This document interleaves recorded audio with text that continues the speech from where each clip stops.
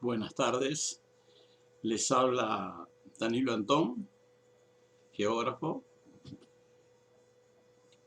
para el ciclo Mitos y Verdades del equipo de comunicación popular de Fogón en Fogón y radiocooperativa.ui.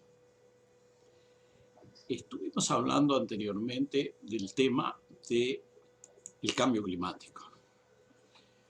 Creo que sí vale la pena seguir hablando de esta temática porque se ha transformado en un elemento central de las noticias internacionales.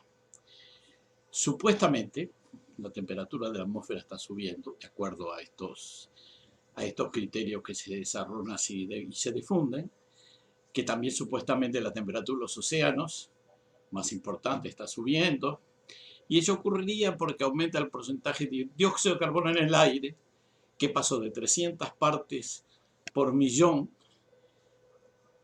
a 400 partes por millón, o sea, de 0.03 a 0.04%. No hay que olvidar que hay 209.000 partes por millón de oxígeno y 780.000 partes por millón de nitrógeno. La cantidad de dióxido de carbono en realidad es muy escasa. Los niveles de CO2 geológicamente eran mucho más altos. Se habla de 4.000 partes por millón en el Jurásico-Cretácico hace 200 millones de años. Los niveles actuales son muy pequeños, apenas suficiente para que vivan las plantas. Cuando el CO2 baja por debajo de los 100 partes por millón, la mayoría de las plantas mueren. Por encima de los 500 o 1.000 partes por millón, las plantas multiplican su productividad. Así que realmente el aumento no sería problema, porque se produciría más a todos los niveles desde el punto de vista de la vegetación. Se generarían problemas desde el punto de vista climático teóricamente, porque el CO2 es supuestamente un gas de invernadero, aunque es tan poca la cantidad, que el efecto es mínimo e incluso que no sea imperceptible. Si consideramos que el tema central en el calentamiento de la atmósfera es el agua. El vapor de agua es un fuerte gas de invernadero, por un lado. Y por otro lado, cuando forman nubes, las nubes es todo lo contrario. Las nubes reflejan la luz y por lo tanto las nubes son un factor de enfriamiento global.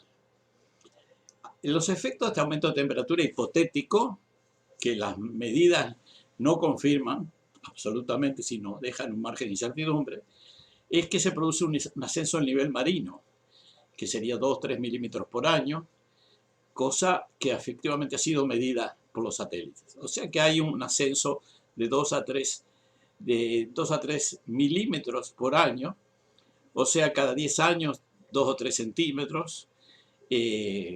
Entonces uno puede pensar que está aumentando el nivel de los mares, cosa que es cierto. Pero si uno piensa que en los últimos 10-12 mil años el nivel de los océanos subió 30-40 metros sin ninguna acción humana, se da cuenta que esto es insignificante y que probablemente se deba a otra razón. La fusión de los hielos puede ser una razón en glaciares polares y locales. La fusión actual de los hielos es muy dudosa. En la Antártida, en la península Antártida muestra que hay fusión, que los glaciares han retrocedido, pero la masa del glacis antártico ha aumentado, la altura ha aumentado a causa de la nieve caída. O sea que hay muchas dudas al respecto.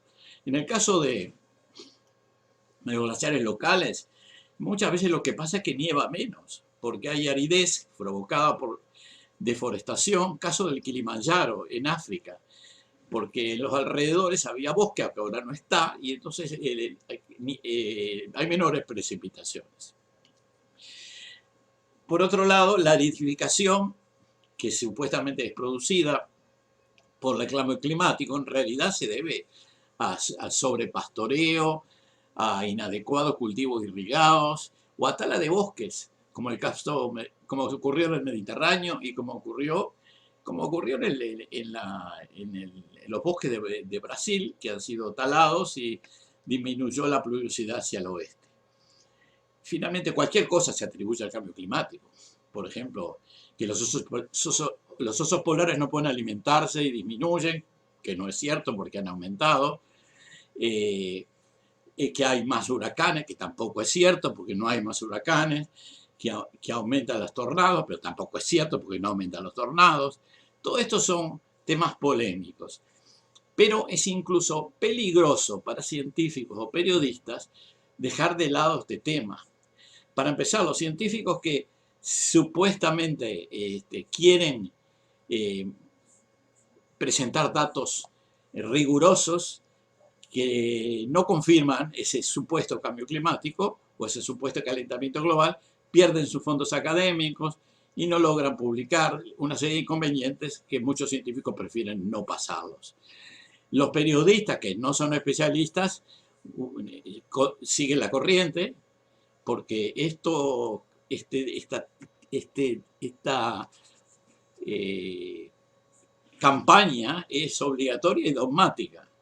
Si uno piensa que el negocio de los créditos carbono el año pasado fue de 140.000 millones de euros en Europa, según consta, y en Estados Unidos se hablaba de 80.000 millones en un año solo, hay muchas consultoras que dependen de eso, empresas que financian muchas cosas, ahorrando supuestamente, entre comillas, a través de conseguir créditos de cambio climático, que después los venden y pasan al mercado y ahí se produce esa comercialización de los créditos. Las consultoras que trabajan en eso ganan mucho dinero.